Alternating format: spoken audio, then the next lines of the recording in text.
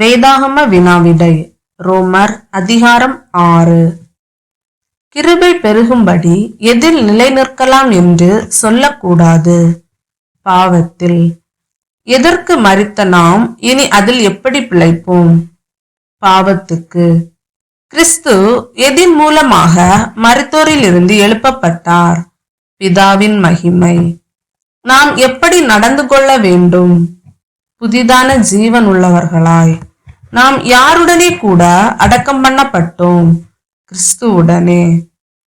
நாம் கிறிஸ்துவுடனே கூட எதினாலே அடக்கம் பண்ணப்பட்டோம்? ஞான ஸ்நானத்தினாலே. நாம் இனி எதற்கு ஊழியம் செய்யக்கூடாது? பாவத்துக்கு.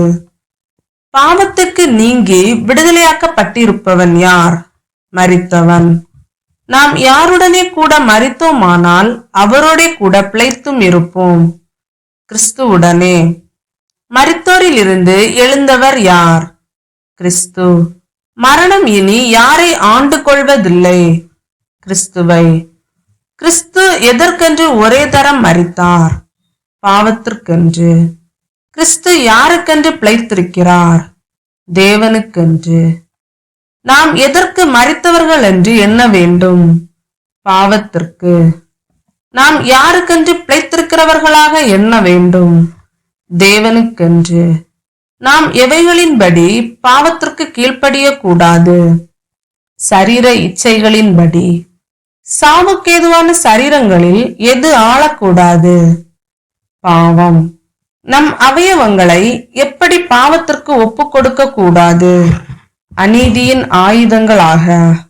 நாம் நம் அவயவங்களை எப்படி தேவனுக்கு ஒப்பு கொடுக்க வேண்டும்?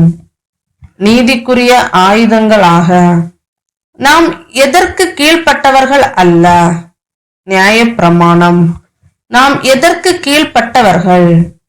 கிருபை. நாம் கிருபைக்கு கீழ்ப்பட்டிருக்கிறபடியால் எது நம்மை மேற்கொள்ள மாட்டாது? பாவம். மரணத்துக்கு ஏதுவானது எது? பாவம். நீதிக்கேதுவானது எது? கீழ்ப்படிதல். நாம் எதற்கு மனப்பூர்வமாய் கீழ்ப்படிந்திருக்கிறோம்? உபதேச சட்டத்திற்கு. பாவத்தினின்று விடுதலையாகி எதற்கு அடிமையானோம்? நீதி. முன்னே நம் அவயவங்களை எவைகளுக்கு அடிமைகளாக ஒப்பு கொடுத்தோம்? அசுத்தத்திற்கும் அக்கிரமத்திற்கும். எதை நடப்பிக்கும்படி நம் அவயவங்களை ஒப்பு கொடுக்க வேண்டும்? பரிசுத்தமானதை. பரிசுத்தமானதை நடப்பிக்கும்படி நம் அவயவங்களை எதற்கு அடிமைகளாக ஒப்பு கொடுக்க வேண்டும்? நீதிக்கு. பாவத்திற்கு அடிமைகளாயிருந்த காலத்தில் எதற்கு நீங்கினவர்களாயிருந்தோம்? நீதிக்கு. வெட்கமாக தோன்றுகிற காரியங்களின் முடிவு என்ன? மரணம்.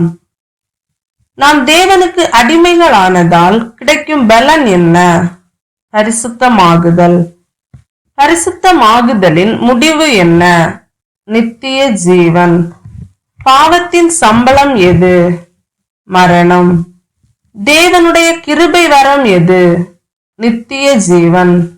நித்திய ஜீவன் யார் மூலமாக உண்டாகிறது? இயேசு கிறிஸ்துவினால்.